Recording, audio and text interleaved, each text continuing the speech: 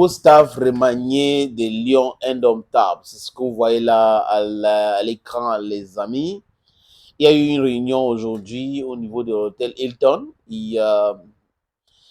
C'est Madame Céline Eco qui a représenté la FECAFOOT, au moins pour la présentation officielle de cette nouveau staff de Lions Indomptables. Et on apprend aujourd'hui que il y aura la présentation officielle et que lors de cette présentation officielle, M. Samuel Eto'o sera présent. Donc, on espère bien. Vous savez qu'il a toujours esquivé les réunions avec le ministre. A raison, parce que le ministre n'a pas organisé les réunions préparatoires pour les Lions Indomptables, alors que l'organe technique est là. Donc, si le président qui incarne la fédération a assisté à ces réunions, ça veut dire que lui-même, il avait accepté que c'est comme ça que ça se passe. Mais pour ne pas heurter la sensibilité de certaines personnes qui adorent le pouvoir, les pouvoiristes, il a envoyé quand même un représentant lors de cette simulacre des réunions préparatoires. Parce que la dernière réunion organisée au ministère, c'était de la politique politicienne, donc c'était pour faire autre chose. Ce n'est pas une réunion préparatoire où il a fait un discours, M. Narcisse Monoko, il demande à la FECAFOOT de faire les prérogatives de la FECAFOOT que tout le monde connaît, qui existent. Il vient rappeler dans une réunion comme s'il était en train de donner des instructions. Non, ce ne sont pas des instructions, c'est des choses qui existent déjà. Donc le ministre était en train de faire la répétition. Il répétait pour qu'on filme et après, oh, le ministre a demandé, le ministre n'a pas demandé. Et les journalistes certains journalistes sont tellement paresseux au point où ils n'arrivent pas à faire des recherches. Quand le ministre finit de parler comme ça, il ne peut pas se poser la question que, attends, est-ce que les prérogatives de la FECAFOOT déjà c'est quoi? Parce que quand vous avez fini de poser cette question, vous saurez que le ministre était en train de rappeler ce qui existe déjà. Donc un secret de polichinelle.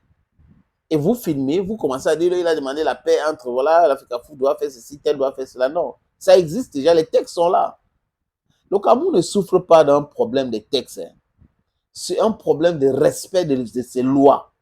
Le véritable problème dans ce pays, c'est ça. Le respect des lois. Le respect des lois. Les gens ne veulent pas respecter. Parce qu'ils se disent, moi, je suis un fonctionnaire, je suis un ceci, je n'ai pas à respecter cela. Mais pendant ce temps, on est en train de demander aux pauvres contribuables de respecter. Et on ne les respecte pas. On piétine l'état de droit, on piétine après, oui, c'est moi l'agrégé, c'est moi ceci et tout cela, les amis. Et la plupart ne sont pas des gens corrects, quand on parle de finances. C'est des gens qui sont parfois trop riches même que l'État de Cameroun. La preuve, ils sont en prison, Kondengui. Ils sont nombreux recrutés parmi ceux-là qui t'appellent la poitrine, le pouvoir, nous, c'est nous, c'est nous, c'est nous.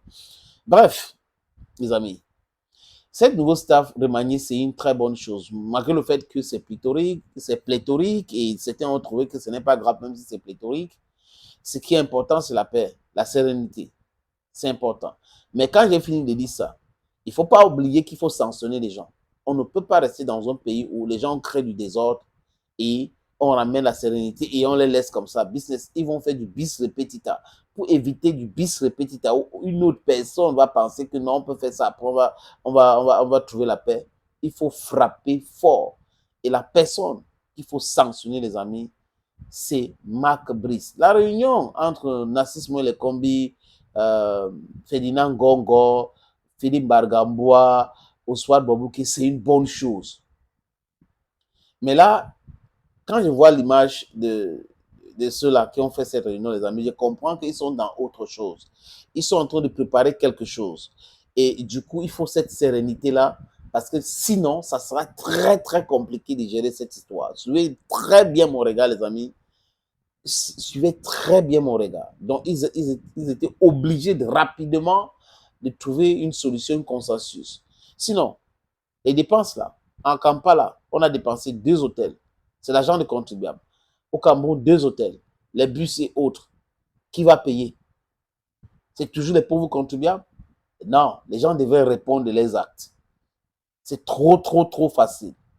Et vous voyez, les blogueurs, blagueurs, braqueurs, brigands sont désemparés. Certains n'arrivent pas à continuer à pondre leurs mensonges, leurs fake news. Comme toujours, quand vous n'êtes pas dans la vérité, hein, vous êtes à un moment donné attrapé dans votre propre piège. Ils sont tombés dans leur propre piège. Et les commanditaires savaient ce qu'ils faisaient. Mais eux, les naïfs, pensaient que ça devrait continuer comme ça. La crise, ça devrait continuer. Vous voyez, non, et tout doit tomber et tout. Voilà, ils ont mis tout leur plan de construction de leur petite pauvre vie par rapport aux 100 000, 50 000 qu'on leur donnait tous les jours. Maintenant, c'est fini. Il n'y a plus de conflit. Vous allez faire comment? Allez donc travailler comme nous autres. Thank you, friends, and bye-bye.